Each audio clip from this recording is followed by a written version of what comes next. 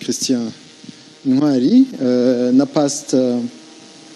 our past initiative kuba mwantumiye muri iki gikorwa mwakoze cyo kugira ngo twibuke twiyubaka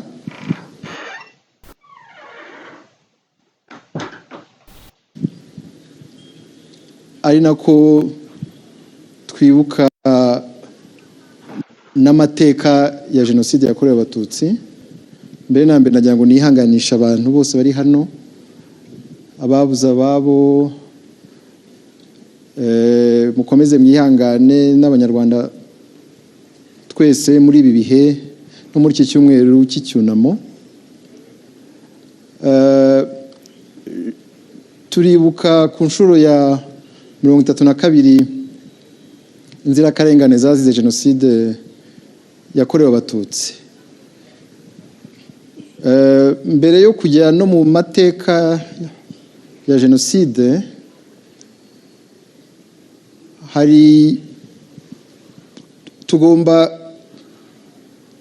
kumva n'uburemere bw'iki gikorwa turimo, kuko ngira ngo nasomye kuri our past ngo forget not our past, niko byanditse ko. Yes, ni ibintu byangombwa, kuko burya hose ku isi ntabwo ariko babyumva. Hari abumva ko tugomba kwibagirwa and move on. Je rwose hari ababimbwiye bati ariko abanyarwanda murakabya, you should forget and move on. Ariko rero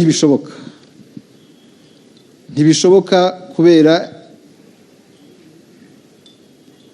uburemere bw'icyaha cyakorewe muri iki gihugu. Jenoside yakorewe abatutsi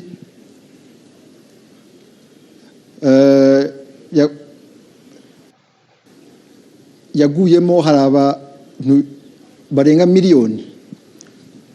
Ku baturage batari bageze cyangwa bari barengaho gato miliyoni 7.5 mu minsi 100 itanagera no ku 100. Rero ni icyaha cy'indenga kamere tugomba gukomeza kwibuka ubuziraherezo. Niyo tuvuga jenoside ntabwo ari ijambo ry'Inyarwanda, ni ijambo twagize ikinyarwanda ariko ntabwo ari ijambo ry'Inyarwanda, kubera ko mu mateka y'u Rwanda mbere y'ubukoroni ntabwo bene icyo cyaha cyabagaho, aho haba umugambi wo kurimbura abantu, itsinda ry'abantu baziza uko bavutse, uko baremwe. Jenoside kandi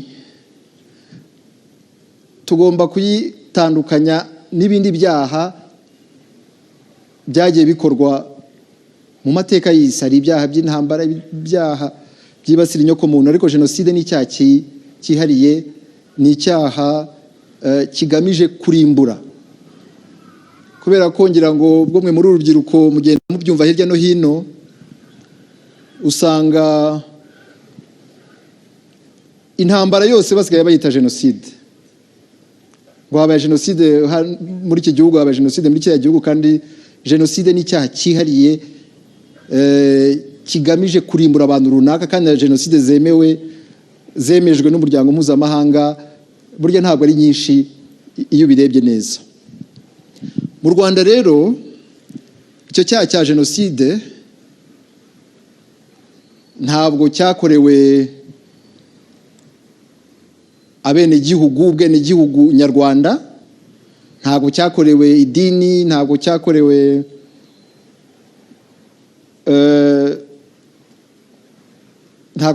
abantu bahuje ibindi bintu biteganywa n'amasezerano mpuzamahanga cyangwa se amategeko agenga jenoside, ahubwo jenoside yakorewe abatutsi. Ibyo ngibyo bigomba kumvikana kubera ibihe turimo byagiye bigaragazwa no gupfobya cyangwa se guhakana mbere na mbere ko jenoside yabaye cyangwa se abo yakorewe. Ibi ndabivuga kuko twebwe mu Rwanda tumaze imyaka 32 twibuka,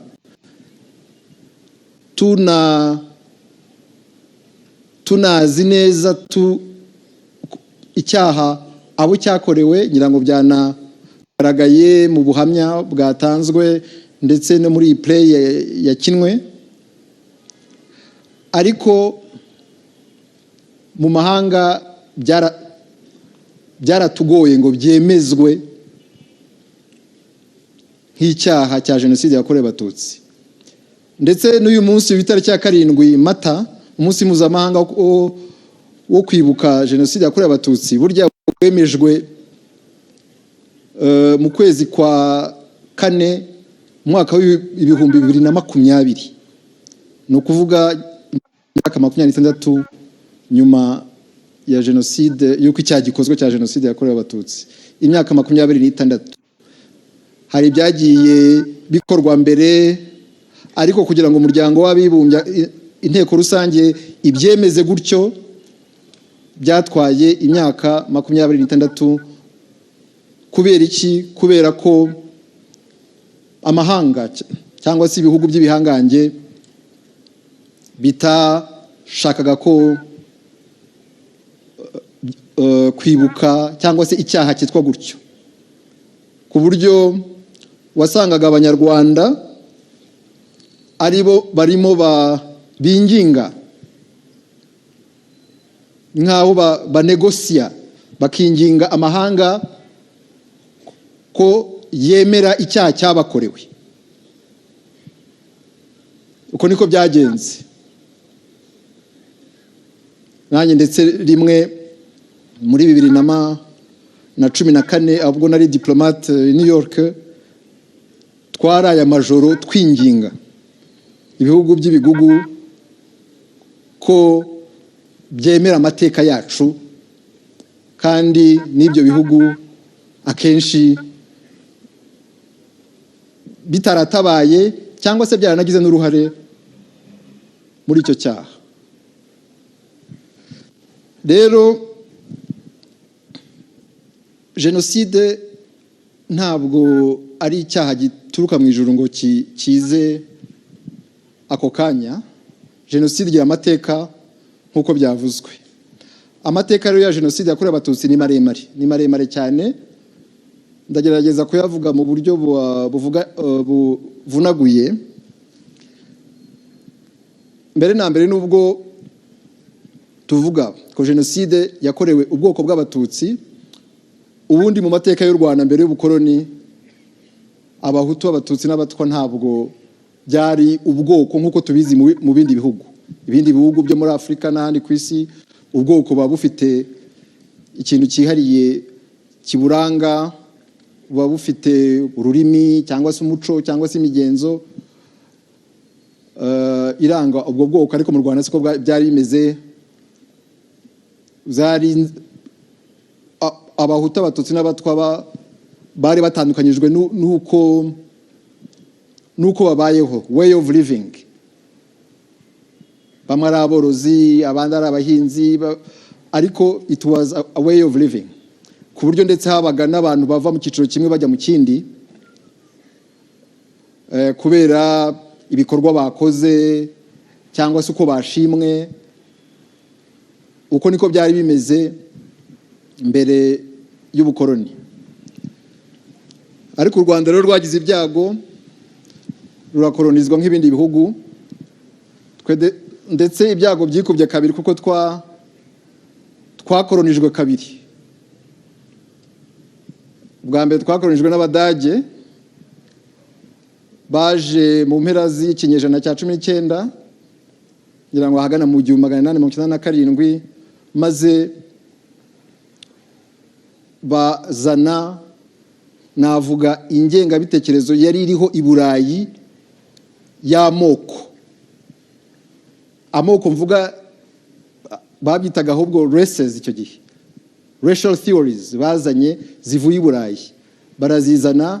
Ibyari kategori sociale bihinduka nta nubwo byabaye ethnic groups, ahubwo babigize races, niko babivugaga icyo gihe. Hanyuma rero ubwo Abadage barabikora, Abanyarwanda batangira kuba camo ibice.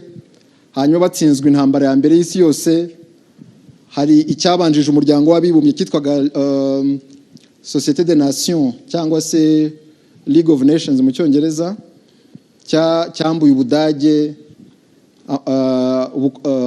ibihugu bwakolonizaga,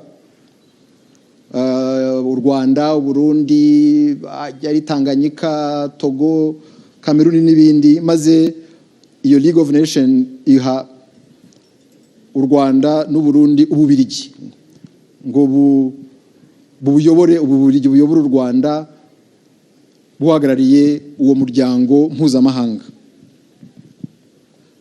Ababirigi rero bakomeje ibyari byatangijwe n'Abadage, maze bakomeza gutanya Abanyarwanda, ndetse bashyiraho n'andi mategeko akarishye y'uburetwa yo gukandamiza abantu no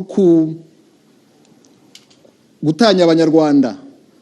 Hakaba amashuri ya bamwe, hakaba amashuri y'abandi, ariko bikorwa nkana kugira ngo babone uko bayobora u Rwanda neza. Hanyuma rero mu mwaka w'1932 bashyiraho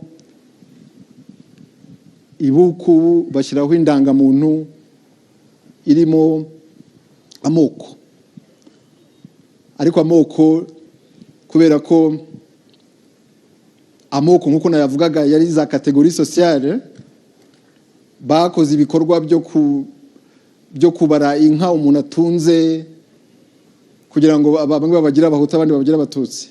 Ugasanga ndetse hari n'abavukanaga ku babyeyi bamwe ariko bagiye mu moko atandukanye, kubera ko uko byakozwe kugira ngo bamwe bitwa Abahutu n'Abatutsi nyine byari bishingiye ku mibereho yabo, ariko itari igihuje neza nuko Abanyarwanda bari babaye icyo gihe. Hanyuma rero imvugo zo gutanya Abanyarwanda zirakomeza. Muzajya no kuri YouTube, hari ama video agaragaza yuko avuga uko Abahutu bateye nuko Abatutsi bateye. Ayo ma video arahari agamije gutanya Abanyarwanda. Ariko ikinatangaje nuko buriya Ababirigi bafashe ibyari bihari iwabo. Hari ibitabo cyangwa se inyandiko zagiye zandikwa muri za 1920 cyangwa 30 zivuga uko Ababirigi bari bameze, abitwa Abawallon n'Abafarama b'Ababirigi. Abawallon zibavuga nk'Abatutsi, Abafarama zibavuga nk'Abahutu. Ugasanga amagambo bakoresheje namwe, bamwe bavuga ngo bafite ngo ce sont des paysans à l'âme lourde. Ibyo ngibyo yavuga ku Bafarama, baje no kwivuga ku Bahutu, nuko bavuga Abawallon babivuga ku Batutsi. Nukuvuga ko ari ibintu byaturutse mu mahanga bigatanya Abanyarwanda. Hanyuma bigeza muri za 57 aho noneho ubutegetsi bw'abakoloni bwahisemo gushyigikira abantu bakoze manifeste y'Abahutu, harimo nabo bakoranaga muri Kiliziya Gatolika, harimo uwabaye Perezida Kayibanda. Hanyuma banabafasha gushinga ishyaka rya Parmehutu, maze 59 haba ukwibasira Abatutsi bise revolution sociale, ariko byavuyemo kwica Abatutsi mu gihugu hose. Babyise ngo kwigaranzura ingoma ya cyami, ariko bibasiye Abatutsi niyo yaba ari Umututsi utari uri ku butegetsi, utari unatunze. Hanyuma benshi barahunga, babahungira mu bihugu by'amahanga. Hanyuma rero Ababirigi bakomeza gufasha iyo movement, ndetse n'ubwicanyi ntibwahagaze 59. Ubwicanyi bwarakomeje. muri za 1961 habaye ubwicanyi bukomeye ibyumba hafa abatutsi barenga 2000. 1963 naho habaye ubwicanyi ndengakamere bwiswe jenoside icyo gihe n'amahanga. Muri za Gikongoro hariya hari abatutsi barenga 35 bishwe. Hanyuma ibinyamakuru byo mu mahanga nka za Le Monde, za La Croix, hari n'abafilozofe bamwe bo mu Faransa nka Jean Paul Sartre n'abandi nabo bavuze ko icyaha cyabaye mu Rwanda ari jenoside batari babona nyuma ya jenoside yakorewe abayahudi mu 1945. Hanyuma mu Rwanda icyo gihe iryo jambo jenoside nta bari urizi, ariko umuntu wa mbere warikoresheje w'umunyarwanda yari perezida w'icyo gihe, perezida Gregory Kayibanda. Yarikoresheje muri disikuru yo mu kwezi kwa 3/64 avuga ingabo z'umwami zitwaga inyenzi icyo gihe. Arazibwira kuri radiyo ati murarengera ubwoko bw'abatutsi, ariko abatutsi n'ubwoko bw'abateroriste, n'ubwoko bw'abicanyi. Niyo mwaza mukarwana mugafata umujyi wa Kigali, ce serait la fin totale et précipitée de la race Tutsi. Ni ukuvuga izaba imperuka ku bwoko bw'abatutsi. Ahita abaza ikibazo ngo kiye jenoside, kiye jenoside. Uwo ni perezida Kayibanda, niwe wavuze ijambo rya mbere jenoside mu Rwanda. Hanyuma rero birakomeza muri 72 73 nanone abatutsi barongera baribasirwa mu mashuri, babuzwa birukanwa mu mashuri icyo gihe 73 mu kwezi kwa 2. Hanyuma rero haza kuba coup d'etat yakozwe na Perezida Juvenal Habyarimana wari minisitiri w'ingabo. Hanyuma nawe aho kugira ngo ahindure ingengabitekerezo yari ihari, ubwicanyi na persecution, ahubwo arabikomeza. Nubwo we kubera abazungu bamugiraga inama, hari amagambo yari atavugaga mu ruhame, ariko uko byagenze nuko icyo gihe abatutsi barabangamiwe mu mashuri no ku murimo ku buryo bakumiriwe, babyita iringaniza. Bavuga ati uko mungana mwebwe muri 9%, ntago mugomba kurenza 9% mu mashuri, ntago mugomba kurenza 9% mu kazi. Uko mwaba muri abahanga kose, uko mwaba muri uko mwaba mwaratsindiye ibyo ibizamini by'akazi, ntimugomba kurenza umubare runaka. Nuko nguko kuva 73 habaye icyo gukumira abatutsi mu nzego z'umurimo no mu mashuri. Ariko yangengabatekerezo ya Perezida Kayibanda irakomeza. Nubwo icyo gihe itavugwa amadisikuru ari publique, ariko yarakomeje no mu mashuri.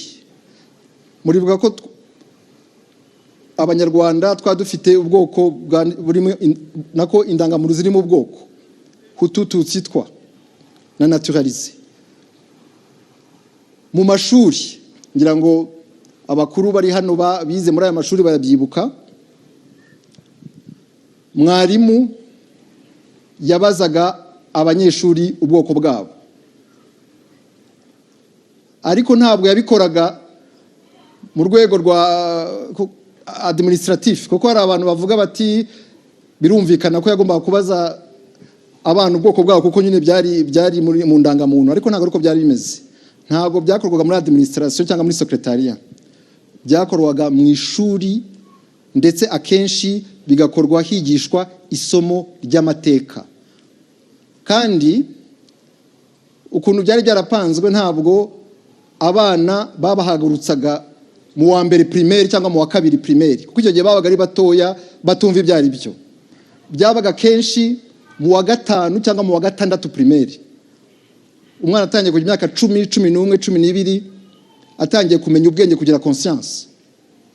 Nanjye byambayeho turi mu wa gatandatu, barabitubajije mu isomo ry'amateka, ku buryo isomo ry'amateka nuko baryigishaga nta mwana washobora guhaguruka mu Batutsi, kuko hari n'amashuri menshi bigishaga hari za histoire mwumvise bya Kanjogera, ngo buri gitondo yagombaga guhaguruka ashinze icumu rye mu ruhinja rw'umuhutu kugira ngo abashe guhaguruka buri gitondo. Ibyo bakabyigisha. Rero barangiza abarimu bakabaza abanyeshuri ngo abahutu nimuhaguruke, bose bagahita bahaguruka. Hanyuma abarimu bo babaga bazi n'ababyeyi bati wowe papa wenda muzi, icara, ati nawe icara, ku buryo bamwe batahaga banahamutse barira bajya kubwira ababyeyi babo impamvu ari abicanyi. Urumva rero iyo ngengabitekerezo urwo rwego yari igezeho. Urumva yuko no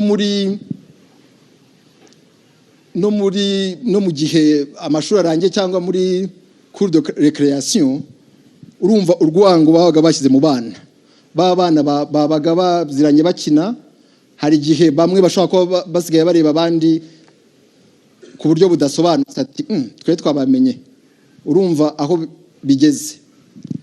Hanyuma rero intambara yo kubohoza u Rwanda itangiye muri 1990, iyo tension ethnique yakajije umurego. Noneho ku maradiyo birerura, mu ibinyamakuru biraza, muribuka Kangura, muribuka amategeko 10 y'abahutu. Mwebwe b'abanyeshuri mugira amahirwe cyane cyane nkabiga muri interna, muba muzi ko mugiye kwiga aricyo kibajyanye, cyangwa gukina no mukasabana n'abandi banyeshuri. Icyo gihe hari tension ikomeye, ku buryo hari abanyeshuri benshi bigaga ku manywa muri interna, ariko nijoro bakajya kurara hanze y'ikigo. Ibyo byabayeho, hari n'abunzi bene wacu byabayeho, hari za Shyogwe, za Muramba, ahandi muri za interna, kuko ku manywa abanyeshuri bandi barababwiraga bati mwebwe nijoro muri dortoir turaza kubareba, turaza kubareba. Ku buryo rero hari abararaga hanze y'ikigo. Urumva rero ahantu byari bigeze tension. No mu kazi nuko nguko, hari udutsiko abantu bareba bati bara n'Abatutsi, ugasanga hari ikibazo gikomeye. Noneho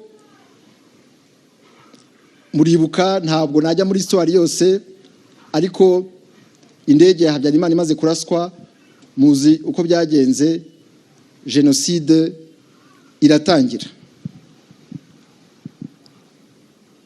Jenoside rero, ayo mateka yose maze kuvuga niyo yatumye jenoside iba, ndetse iyo jenoside yarateguwe, ariko niyo inategurwa, ariko abanyarwanda batarigishije urwango imyaka 30 irenga, ntabwo yari kugira ubukana yagize. Wa mwana mu ishuri wigishijwe ko mugenzi wari mubi, urumva ko kumubwira kujya kumwica ari nk'ikintu kiri patriotique cyo kuvuga ati ni ukwikiza umwanzi. Jenoside rero ntabwo yakozwe n'intera hamwe gusa, nk'uko hari aho bigenda bivugwa. Jenoside ntabwo yakozwe n'abasirikare ba Habyarimana gusa, jenoside yakozwe n'abantu benshi. Hari umugabo witwa Laurent Ntezimana wigeze kuvuga nyuma jenoside ikirangira, bari i Butare, aravuga ngo même les meilleurs s'y sont laissés prendre. Nukuvuga ko n'abantu bari bazima icyo gihe kubera yangenga bitekerezo ya jenoside bageza no bajya mu bwicanyi bwa jenoside. Iyo jenoside ikorwa n'interahamwe gusa, hari abantu benshi, hari abatutsi benshi bari kurokoka. Ariko suko byagenze kuko yakozwe n'abaturanyi ku buryo nkuko twumvise Isa Nsengiyumva bivuga guhunga byari bikomeye. Jenoside rero nkuko nayivuze ni icyaha gihanwa n'amategeko mpuzamahanga. Ariko mbere na mbere tugomba kwibuka ko jenoside atari notion juridique gusa. Jenoside n'ubuzima bw'abantu babayemo. Twumvise play hano n'ubuhamya, hari n'abari hano bari babaza Imana aho yari iri. Ngira ngo icyo gihe wenda iyo Imana yirirwa mu Rwanda igataha ahandi, wenda hari kurokoka benshi kurushaho, kubera ko jenoside ni iminsi 100 aho umututsi yabaga azi ko ari bupfe uwo munsi, akava muri plafond akajya ku muturanyi, rimwe na rimwe akamuhisha cyangwa se akamwirukana, akajya mu bishanga, akajya mu ishyamba umunsi wose, ariko asimbuka imirambo. Bwakwira akiruhutsa, ariko akibaza niba ashimira Imana ko yamurokoye, cyangwa se ayibaza nkuko barimo bayibaza impamvu yatumye ababyeyi be cyangwa se abavandimwe bicwa. Uwo ukabubaye umunsi umwe gusa. Muribaza rero iminsi 100 uri muri ubwo buzima, kuko usibye n'abapfuye, usibye n'abagize ibikomere byo ku mubiri, ahubwo abarokotse jenoside iyo minsi 100 muri ubwo buzima barihangana, bafite ubuzima ntazi ukuntu bumeze, kubera ko ubundi ntabwo umuntu yagombye kuba ariho. Ntabwo wabaho umutima wawe wibaza niba bakwica uwo munsi iminsi igashira. Iyo ngiyo niyo jenoside kurusha kujya kwinginga amahanga kugira ngo yemeze iyo nyito ya jenoside cyangwa yemeze ko yakorewe abatutsi. Niyo mpamvu rero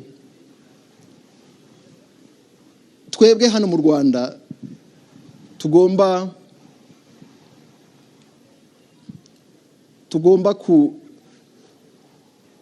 gushima, abashima Imana bagashima Imana, cyangwa tugashimira ubuzima turimo, cyane cyane mwebwe urubyiruko. Kuba muri hano, kuba muri mu gihugu gitekanye, kuba muri mu gihugu nta muntu usagarira undi, nta muntu uzize undi ko yavutse, tubifata for granted kubera ko nibyo benshi muri mwe mwavutsemo. Ariko siko byagenze, abantu banyuze mu nzira y'umusaraba ikomeye cyane. Nyuma rero yuko ingabo za FPR zihagaritse jenoside, haba igihugu cyarasenyutse, cyabaye umuyonga, ariko hashyirwaho politike yo gusana imitima, bashyirwaho politike y'ubumwe n'ubwiyunge, na komisiyo yayishyirwaho, hashyirwaho n'izindi politike zo kugira ngo abanyarwanda bongere babe abanyarwanda. Ari ndi umunyarwanda bayivuze, hari amatorero byatumye na gacaca, nyiko gacaca, kugira ngo abanyarwanda bongere babe umwe, kuko ni ibintu n'amahanga atakekaga ko bishoboka. Murabizi ko nyuma ya jenoside hari n'abanyamahanga bavuga ko u Rwanda rugomba gucikamo ibice, abahutu bakajya ukwabo n'abatutsi bakajya ukwabo. Ibyo ngibyo hari abantu b'abanyabwenge bita abanyabwenge b'i Burayi babipropoje, ariko u Rwanda ntabwo rwahisemo iyo nzira, rwahisemo inzira yo kubana, y'ubumwe n'ubwiyunge no kwiteza imbere. Ikibazo rero gihari ubu ngubu nyuma y'ayo mateka, twasanze ko iyo ngengabitekerezo ya jenoside yigishijwe mu bana, ikigishwa imyaka irenga 30-40, yatumye icyaha nyirizina kigira ubukana. Ariko ku bw'amahirwe umuryango wa FPR Inkotanyi ugahagarika jenoside, abanyarwanda bakongera bakabana. Ntabwo ibibazo byarangiye, nubwo wenda benshi muri twebwe tutabibona kuko bitari hano cyane. Hari ikibazo kijyanye no gupfobya no guhakana jenoside yakorewe abatutsi bigihari ubu ngubu, ahubwo usanga mu bihugu bimwe na bimwe byarongereye ubukana.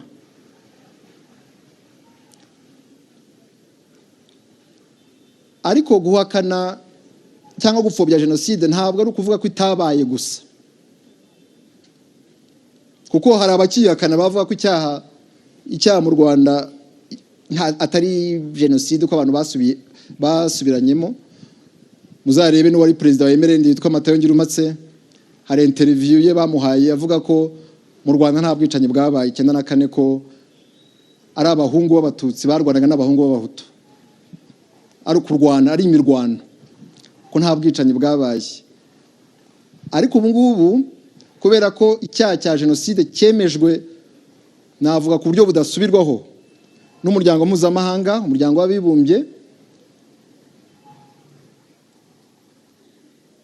biragoye ku bantu bamwe cyane cyane abanyabwenge kuyihakana gutyo, guhakana icyaha ko ari jenoside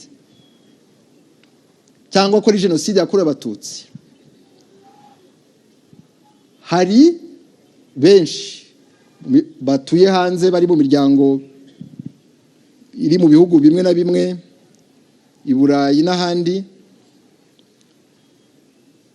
bakoresha ayo magambo jenoside yakorewe abatutsi, ariko kugira ngo bayipfobye.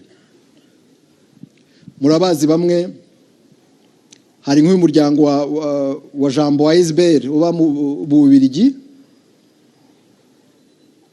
ni umuryango washinzwe n'urubyiruko.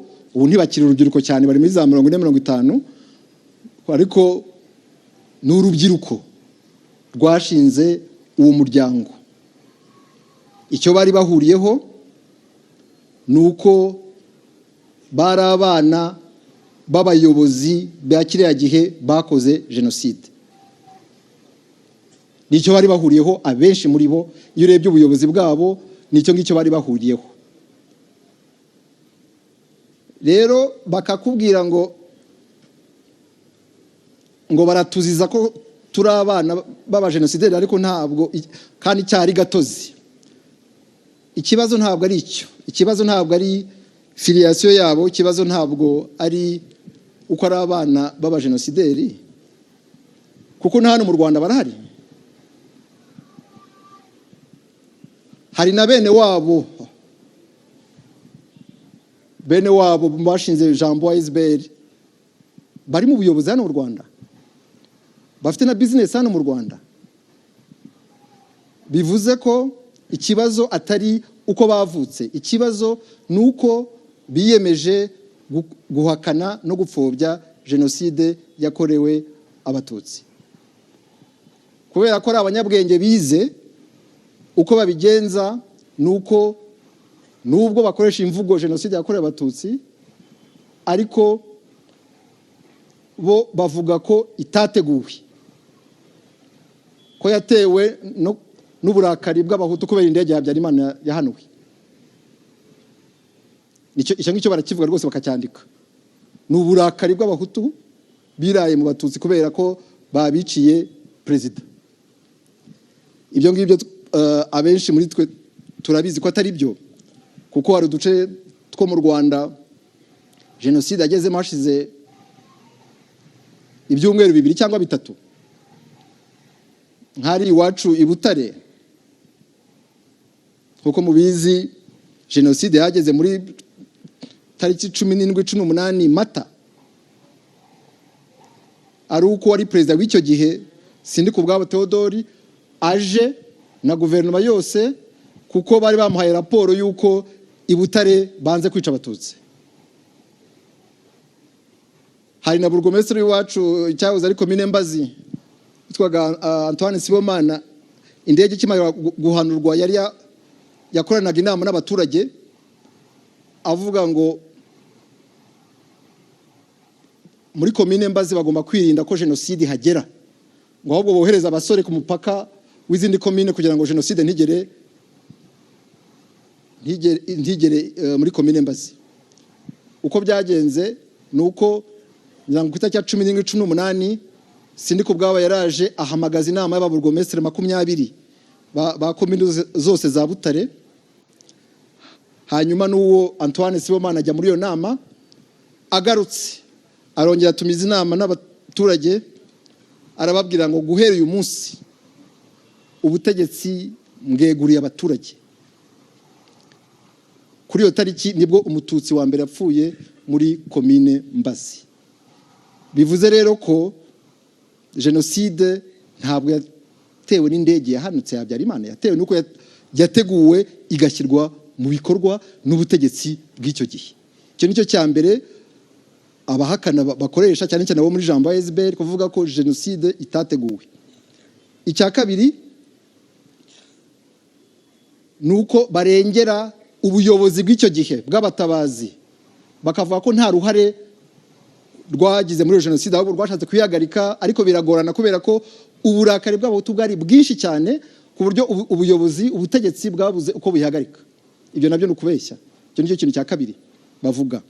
Icya gatatu bavuga nuko bavuga ko nubwo habaye jenoside yakorewe abatutsi, ariko habaye na jenoside yakorewe abahutu. Nijyanye ryo kuvuga ngo tugwe miswi, buri muntu yishe undi, twese turi bamwe, kandi ntabwo ari byo. Jenoside ni icyaha kigaragara, gifite uko gikorwa, umuntu baramutagetse kugira ngo bamurimbure uko yavutse. Mu Rwanda rero mu minsi 100 umututsi wese yarahigwaga,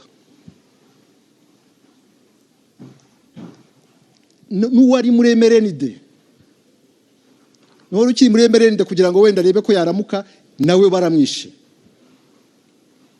Uruhinja rukivuka bararwishe, umusaza urimo wipfira nawe baramwica. Ni ukuvuga ko nta hantu wari guhungira ubwicanyi. Abahutu bapfuye hari abanyapolitike barwanyije ubwicanyi, hari abahisha abatutsi, hari abasaga n'abatutsi, ariko nicyo gicyo babiciraga, ntabwo ari ukubicira ubwoko bwabo. Kumva rero hari abantu bagerageze kugereranya kugira ngo bapfobye jenoside yakorewe abatutsi, harimo ubugome bw'indengakamere. Niyo mpamvu tuvuga ko mwebwe urubyiruko, ngira ngo na message Isa yayitanze, mbere na mbere tugomba kurangwa no kubana neza, kutavangura, kutagira ingengabitekerezo ya jenoside ariyo yatumye jenoside iba. Icyo ni ikintu cyangombwa tugomba kuzirikana. Uko twibuka ahangaha, uko tuzibuka n'ahandi mu Rwanda hose, ubumwe bw'abanyarwanda, ubworoherane, kumva ko abanyarwanda turi bamwe, tugomba kubishyira imbere. Ndetse n'urwo rubyiruko rwo hanze abo bakirangwa n'ingengabitekerezo ya jenoside, tukababwira tuti musigeho ibyo mwakoze, cyangwa se ibyo bakoze ntabwo bizongera kubaho ukundi mu Rwanda. Ibyo bintu tubyumve kandi tubifate nk'inshingano, kuko muri ibyo bihugu bindi kubera icyo bise ngo ubwisanzure cyangwa se uburenganzira bwo kugira icyo bwo kuvuga ibitekerezo byawe, barabareka bakavuga, bagakora imyigaragambyo. Nyiri ambasaderi mu Bubiligi hari urwibutso rwari rwarashyizweho i Buruseli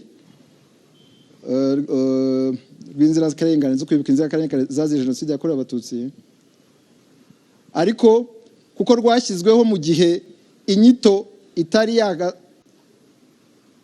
neza, ntabwo haranditseho ko ari urwibutso rwa jenoside yakorewe Abatutsi, yavuga ko ari jenoside yakorewe mu Rwanda. Ngira ngo urwo rwibutso rwashyizweho kera, ngira ngo ni muri 2004 kubwa wari minisitiri w'ububanyi n'amahanga witwaga Louis Michel, niwe washyizeho urwo rwibutso. Hanyuma rero abahakana jenoside yakorewe Abatutsi baravuga ati nimubona se iyi jenoside yakorewe Abanyarwanda bose, natwe tujya ku itariki ya 6 Mata tuhibukire Abanyarwanda bose bazize iyo jenoside yakorewe Abanyarwanda, kandi umuntu wa mbere tuzibuka ari we victime wa mbere wa jenoside ni Habyarimana Juvenal. Niko bavugaga, bakajya bajyayo kugeza igihe ambasade ivuze ko itazasubirayo niba tababuza kujyayo. Hanyuma bagezaho bababuza bakajya babakumira ntibajyeyo. Bivuze rero yuko urugamba ruracyari rurerure mu kurwanya ingengabitekerezo ya jenoside no kurwanya imvugo z'urwango. Twebwe mbere na mbere ndabwira namwe urubyiruko, tubanze tubane neza, dukore imirimo yacu, twige neza, turebe uko dufatanya mu guteza imbere igihugu cyacu. Hanyuma n'urubyiruko rwo hanze narwo turubwire ko inzira abo bafasha barwanya bahakana jenoside, iyo nzira bafashe ko nta kizabagezaho, ko ibyiza ari uko bumva ko u Rwanda rufunguye, ko u Rwanda ari urwabo. Nubwo baba bafite amateka y'ababyeyi babo atari meza, ibyo byo nta kibazo, bashobora kuza mu Rwanda tugafatanya kubaka igihugu, kuko icyaha cy'indengakamere cyabaye muri iki gihugu ntabwo gishobora kongera kubaho ukundi. Nk'uko nyakubahwa perezida wa Repubulika yabivuze, ntabwo Abanyarwanda bazapfa kabiri, ntabwo bishoboka. Hanyuma ikindi cya nyuma ngira ngo ndangirizeho nuko kwibuka ntabwo ari umuhango gusa, kwibuka ntabwo ari ukurira gusa, ntabwo ari uko amahanga aza kwifatanya natwe mu kwibuka abapfuye, kwifatanya natwe kurira, ntabwo ari ibyo ngibyo. Iyo tuvuga ngo ntibizongere kubaho ukundi, biba bivuze ko kwibuka bigomba kutwigisha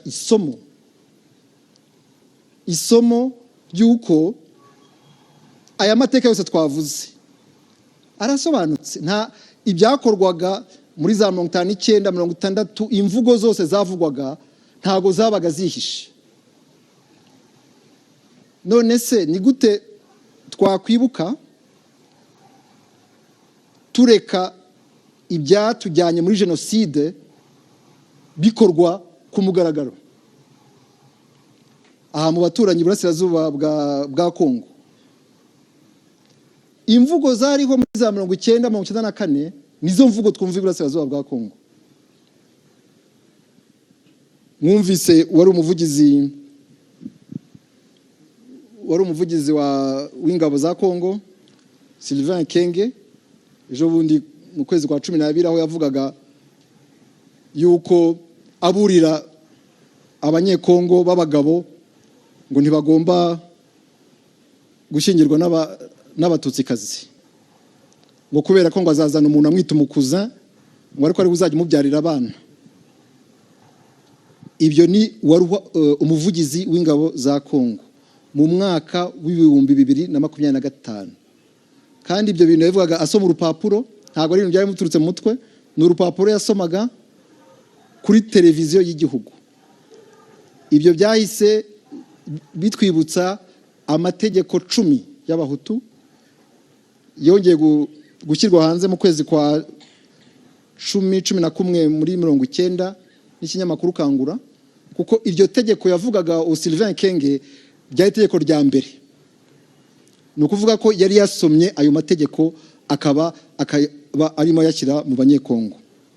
Hari n'abandi nabo b'abanyekongo baba muri za Amerika bakoresha amagambo y'inyenzi, microbe, ngo abatutsi ni microbe tugomba kurandura burundu muri societe mbere yuko ikwirakwira hose mu gihugu. Bivuze ko urwisha yanka ruracyayirimo.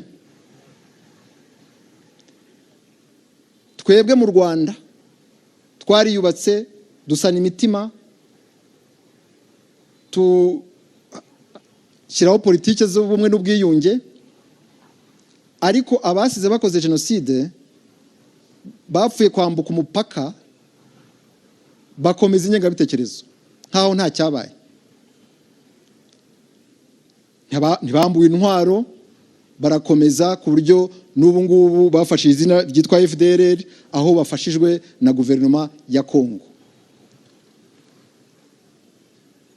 Mwagiye mwumva imishyikirano yagiye iba kugira ngo icyo kibazo gikemuke, ariko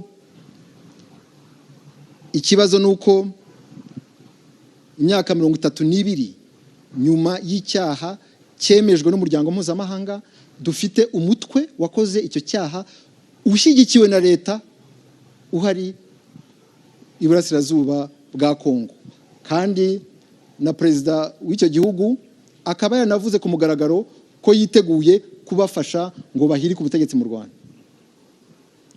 Mwumvise nyakubahwa perezida wa Repubulika ejo bundi abivuga ibijyanye nuko guverinoma ya Kongo ishaka ko amateka yisubiramo. Jenoside yakorewe abatutsi yakozwe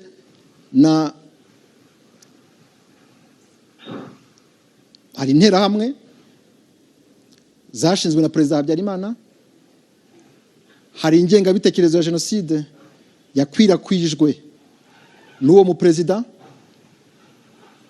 hari ubwicanyi muri za 1991 na 2 bwakorewe Kibirira, bukorerwa Bugesera, Mukingo, Murambi n'ahandi, byakozwe na perezida Habyarimana,